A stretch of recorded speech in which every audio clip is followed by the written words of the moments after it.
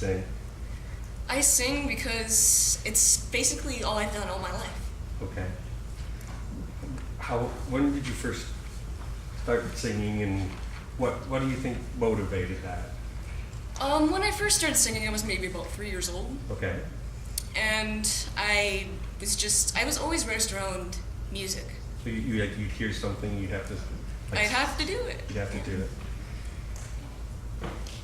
It makes you feel really good. Definitely. I can tell.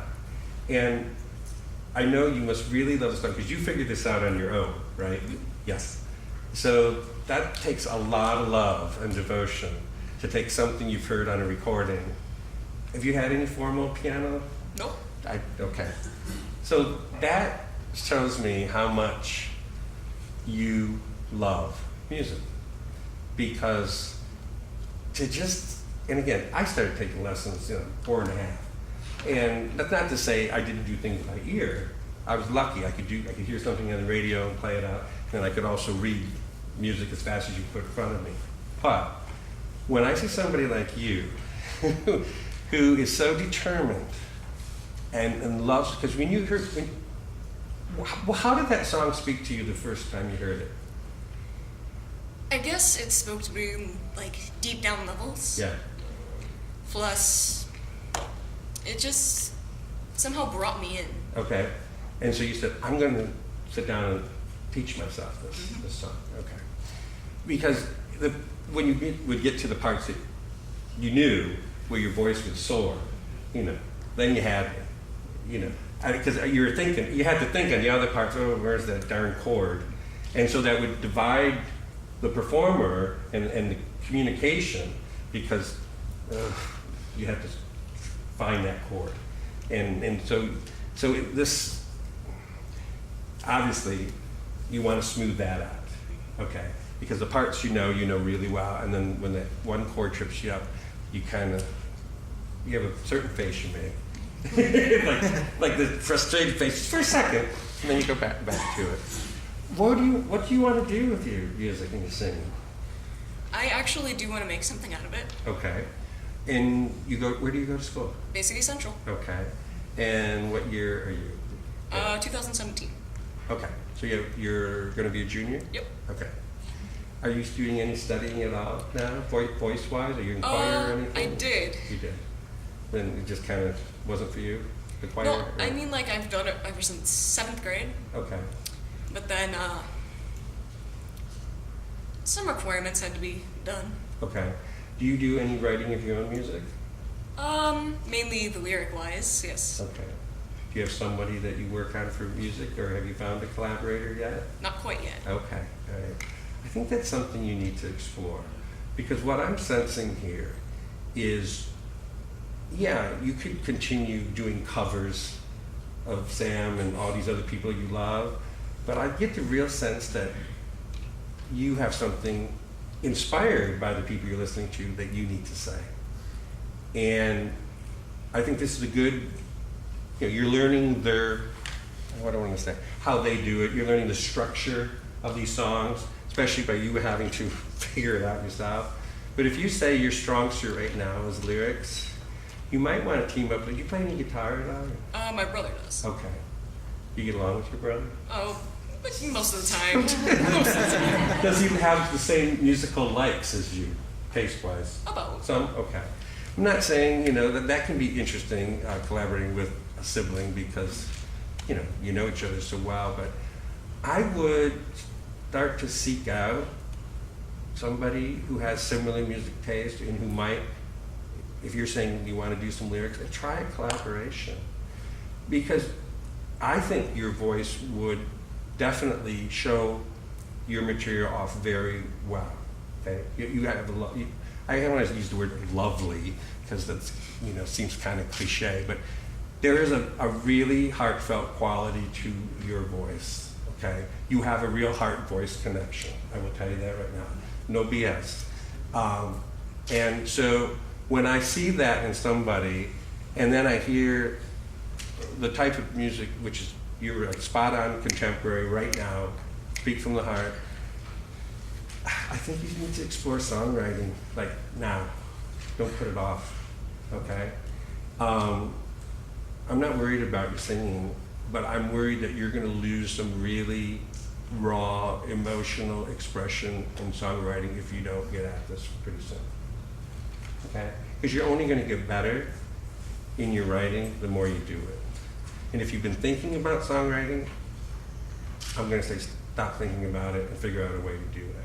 Start talking to people that you know that have similar taste in music, some of your friends and whatnot. Go to the coffee houses, hear people that you like locally.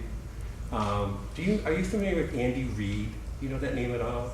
He has a recording studio here, and he does, you know, is a songwriter, but he helps produce a lot of people's stuff. He's got his own studio here in Bay City.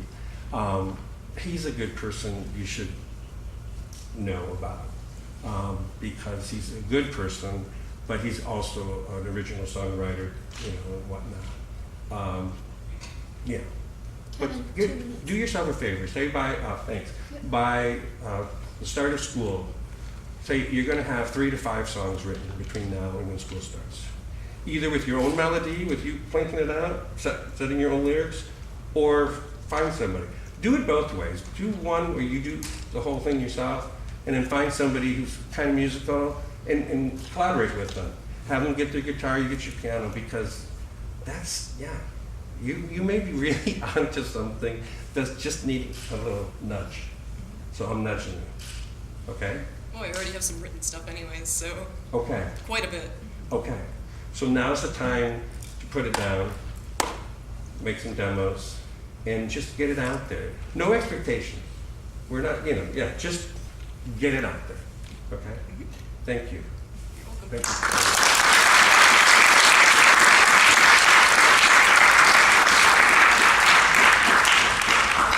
Thank you. I think Betsy's up next.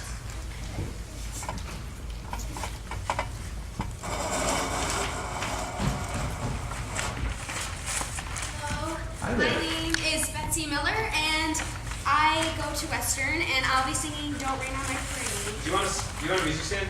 Yeah, that would actually be Yeah. awesome. Thank you. Yep.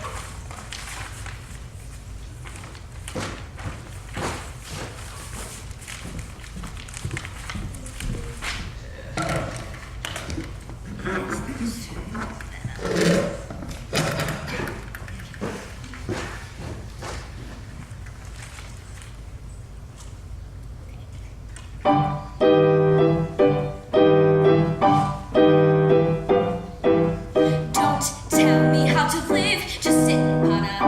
Life's candy and the sun's a ball of butter. Don't bring around a cloud to rain on my parade.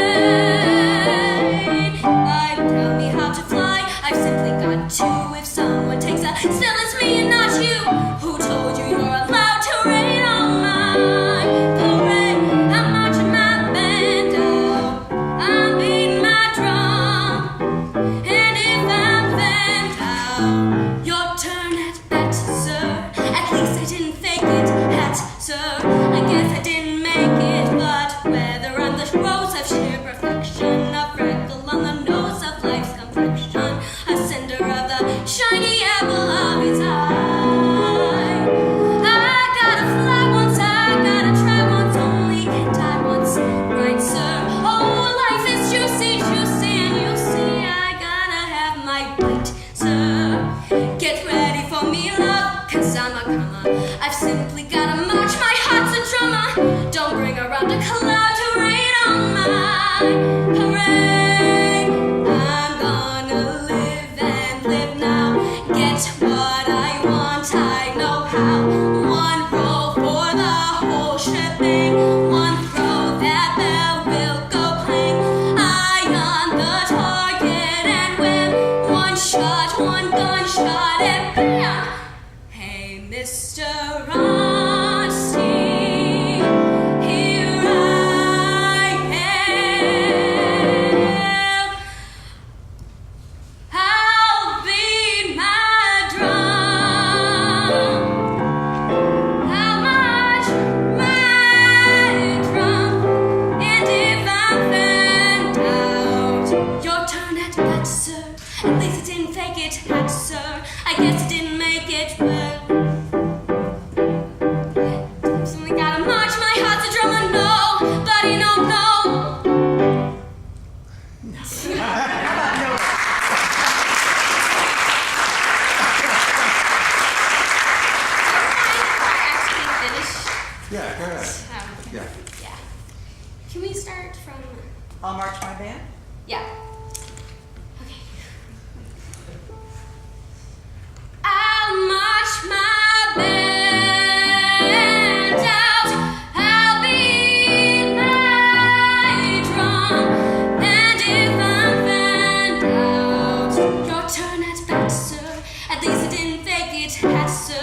guess I didn't make it. Get ready for me, love, 'cause I'm a comer.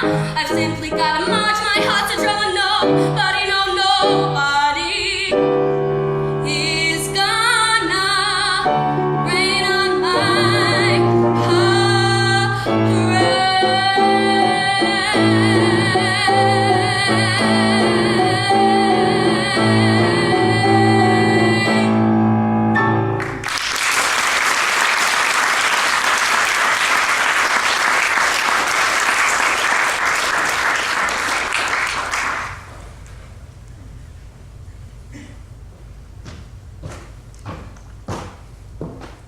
So have you written out your tongue speech yet?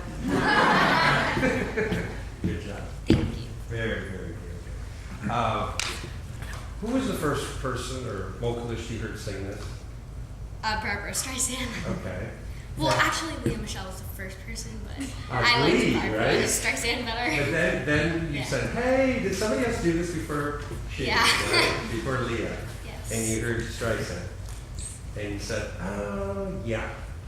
Now I get it. Okay. Now, you really must like the song if you were willing to come up here with music and do it. Because most times people would say, well, I want to do something that I don't need music for, that I know like the back of my hand. But how recently have you started working on this? I'm gonna say like 4 or 5 days ago. Okay.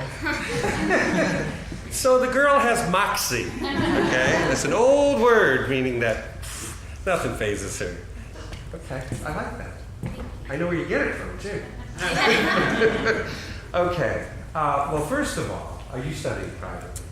I was, but I had quit because I've been doing like a ton of theater and Yeah. it's kind of hard. It's just hard to finish it. Okay.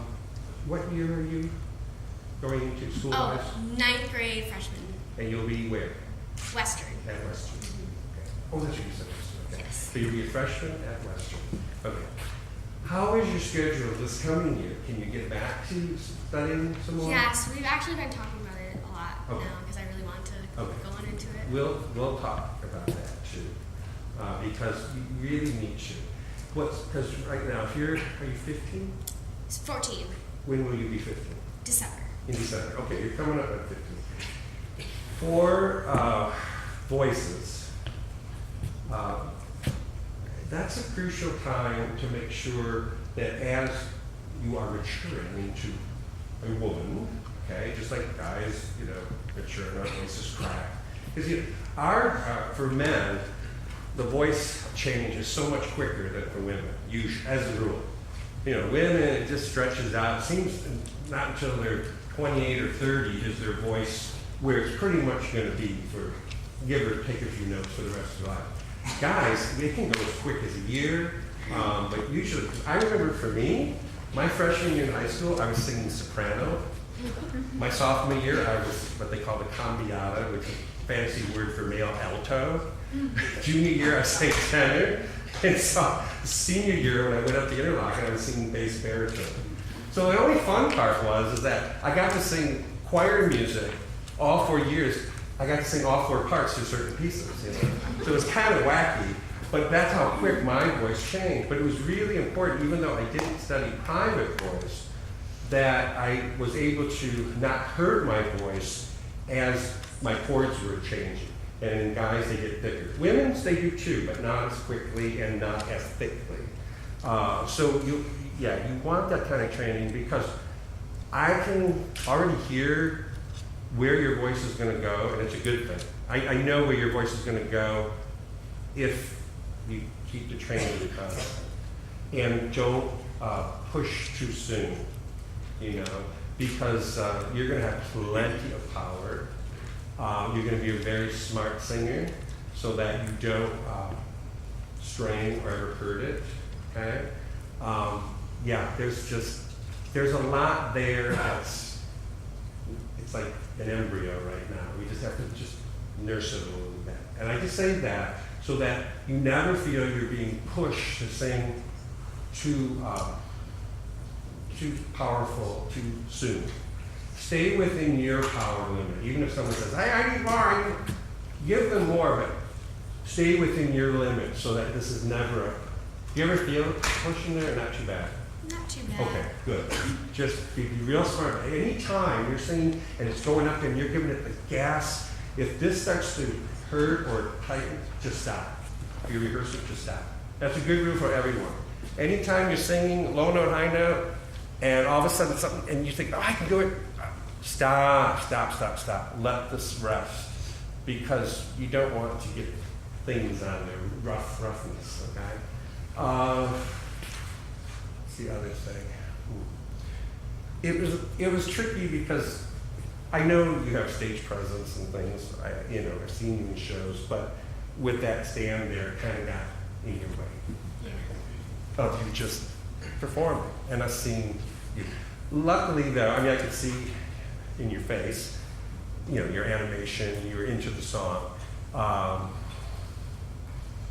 Let me ask you this, just like I've been asking everybody, where are you going with this? What do you want to do with this? I really want to be like on Broadway and do like sing stuff. Okay, so the theater life. Yes. Theater life, okay. You have a stomach for that, you think? Okay, because you know how it is, high and low, and you're gonna go to 50 auditions, and it might be the 51st that you get the part, it may not, and you gotta be okay with that, because they're not rejecting you as a person, you're just not what they're looking for that part. But to be able to separate those two things is so hard sometimes, because it is personal. We love this so much, and we want this so much, that it gets real personal real soon. But you also have to be practical. When I called this, what I'm doing, Sing for Your Supper, how to survive in the arts, but still, love what you do. You have to be able to, or willing to sacrifice, meaning you may have to work at some job that has nothing to do with singing and going and being in shows, excuse me, but you're doing that so that you can be in whatever city you need to be in. Because ultimately, when anyone says to me, I want to be on Broadway, I'll say, you can't get to New York fast enough.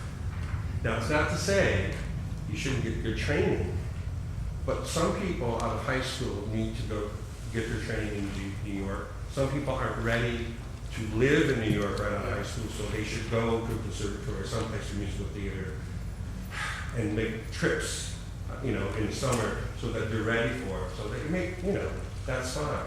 I can speak for Ryan Vandenboom, who you know, and I'll just say this from experience. It was right on the stage in 2007 that I finally got to work with him, because my niece, Kelly, took dance with him at Perry Woodard. She kept saying, oh, Kevin, you got to see Ryan dance.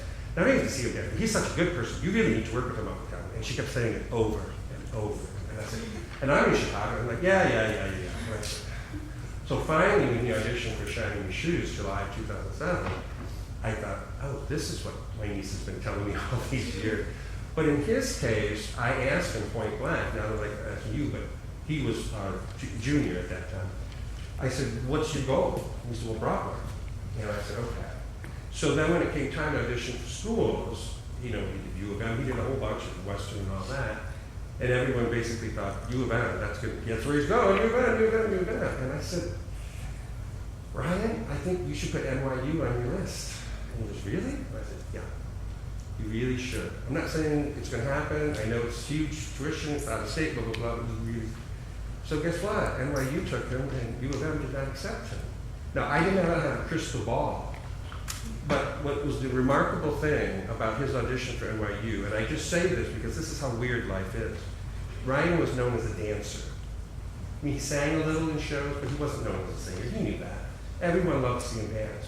His audition for NYU did not include dance. He read a scene, he sang a song, and then he had a one-on-one interview. And it was the interview, talking to him, that got him accepted there. They never saw him dance. So it just, and I say that to you because you never know. It may be your strongest thing that is not the thing, because they'll say, oh yeah, we got a lot of women that have powerful voices, blah, blah, blah. Yeah. So how you express why you want to do what you want to do, your love of it, is what will turn people on to wanting to work with you. Kevin.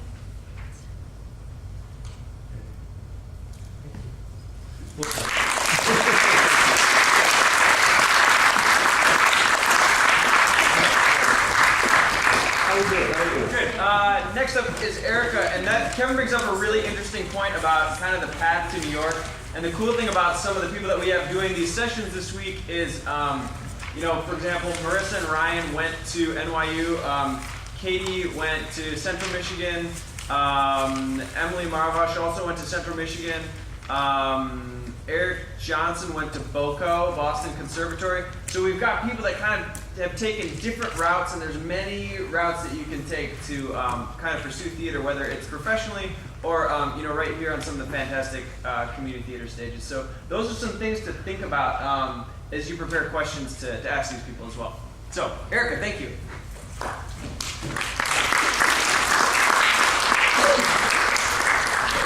Hi. I'm Erica Close. I'm going to be a junior at Garber High School, and I'm going to be singing If I Loved You from Carousel. And thank you for that.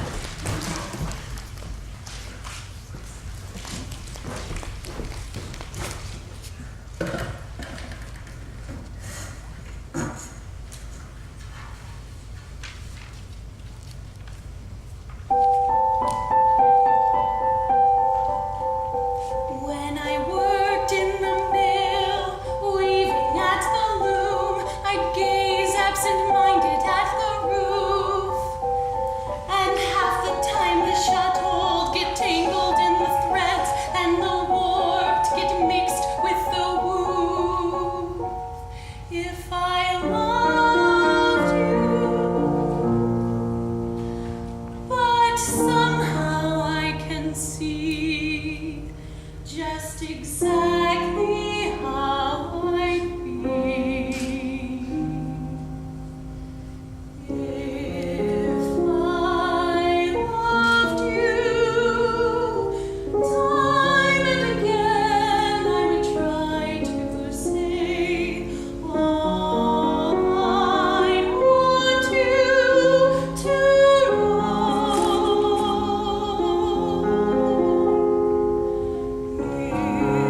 If I loved you, words wouldn't come in an easy way. Round in circles I'd go,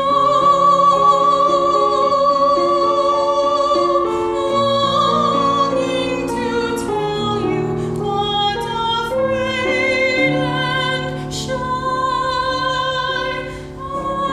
I'd let my golden chances pass me by. Soon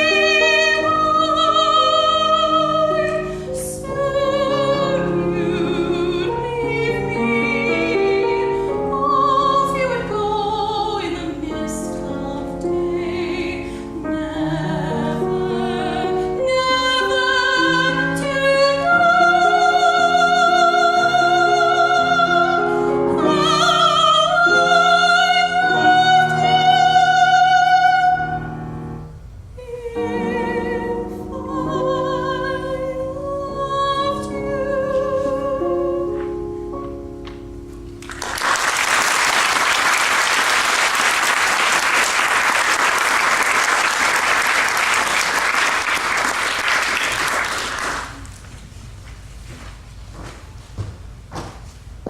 You like singing high notes, don't you? I do. I could tell. There's a different demeanor about you as you build up to. You're almost telegraphing it without meaning to. That here comes something I like to do. Here's another one. Wait, I got one more. And that's good. That's good. But I need to feel that. The rest of the stuff leading up to it. And it was almost like two different voices. Not really, but it was just like, it's like, here comes this. So somehow we need to feel the same kind of wonderful energy that you give those high notes that you just love to sparkle on in what you're singing before, okay? And I know you can do it. You just have to put on that face right from the top. Do you think this woman who is singing this song, young woman who sings up, knows anything about love? Not really. I think she thinks she knows stuff about love, but she doesn't really know. Okay. What? How old would you say this person is in the context of the show? young, but not like super young. Okay. Like early 20s. Okay. She could be played that, but in actuality, I think she's under 20. She may be even 17, because you have to think about the time. The time you'd be in your early 20s, if you weren't with somebody or married, you'd be considered kind of an old maid. You know, and it's just the way things were. People got married at 15, 16, and 17. The women, the guys could be 40, 50, and marry someone 16 and 17. It didn't matter. I think she is, her emotions are waking up. And especially by hanging around the carousel and seeing the people that have come through. It's not unlike, well, again, this was written right after Oklahoma, and they had, you know, Lori and Curly. And Lori was kind of the innocent, you know, and Curly was a little more worldly. Kind of the same idea here. The shows are if you took the shows and looked at Oklahoma and Carousel, and where the comic songs are, they're almost mirrors of each other, even though they're totally different subject matters.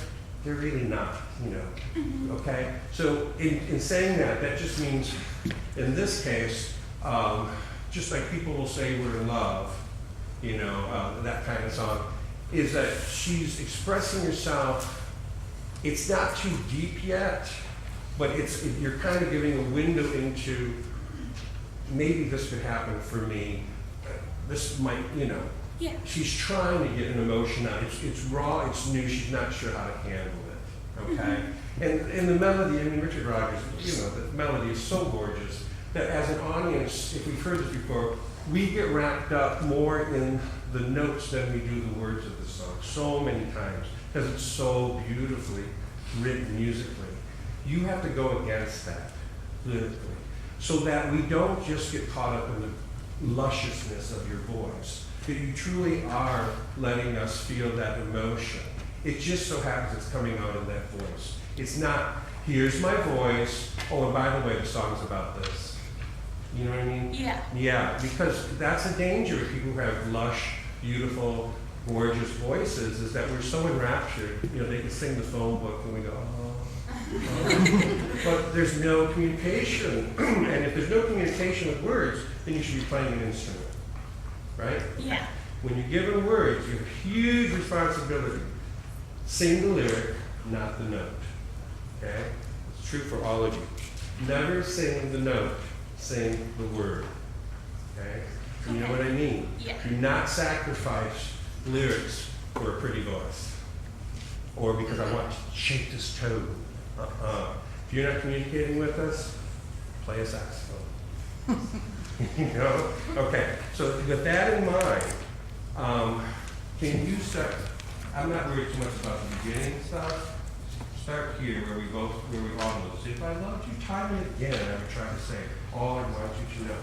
Okay, this is a big idea of love. This is like romance novel idea of love. But she's doing it from a very true and genuine place. Okay? All right. So there's a wonderment about it, but there's still, she's not quite sure of this, okay? Try it. I'll give her, but somehow I can see. Can we do that? So, but somehow I can see, okay? But somehow I can start with that. But somehow I can see Talk just to me. Talk. Yeah, instead of singing it, so like, but somehow I can see. Trust yourself. Okay. Yeah, just talk to me. But somehow I can see What? just exactly how I'd be Now imagine. if I loved you. Time and again I would try to What would you say say? all I want you to know.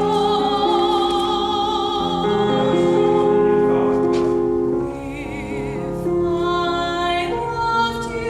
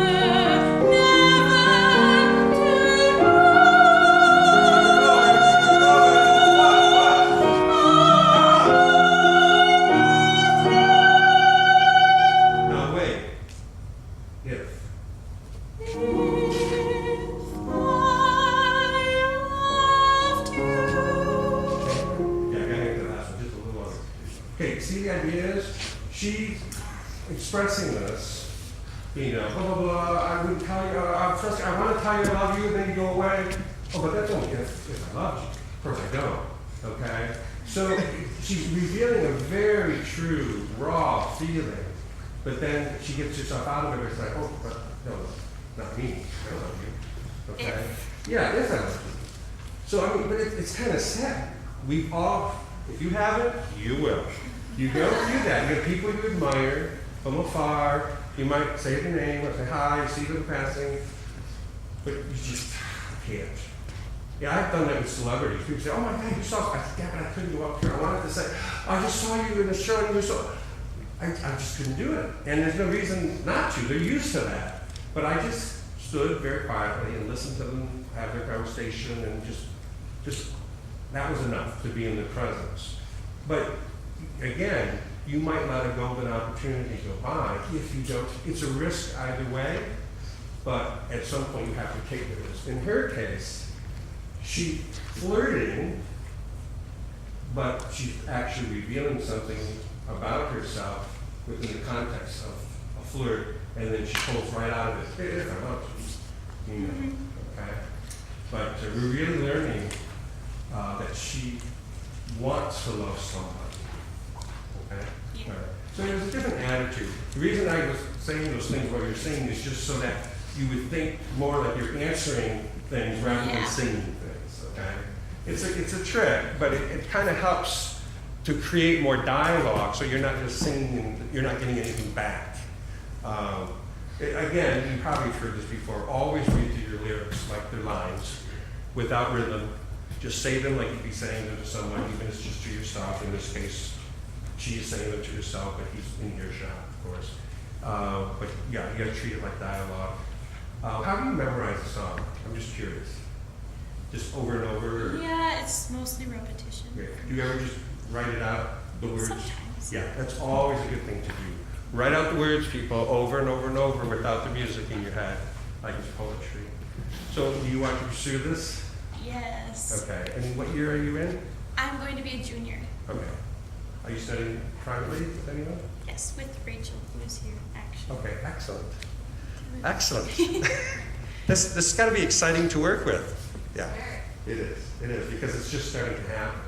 And she's going to give you the reins so that that horse only goes as fast as you want it to. Okay? So you're starting to phrase nicely, but sometimes at the end of the phrases, you don't trust yourself that you could go a little further. And when you release, make them easy releases, even on the big notes. Don't jar us. When you let that sound go, to know, easy release. No! And then it just stops. You're like, no. You feel like you've been cheated. It's like, oh, I can only give you this much today. No. If you're going to release it, there's an easy release on that, okay? Surprises, but you're doing the right things. I'm glad you have a teacher. Thank you. Well, because you're at that point, like I was saying.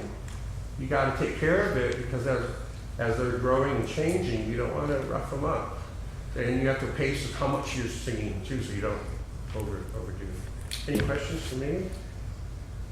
Is that helpful a little bit? Yes, Okay. I'm nervous and I feel like I have to pee. Oh.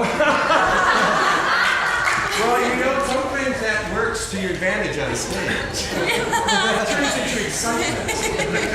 Thank you. Thank you.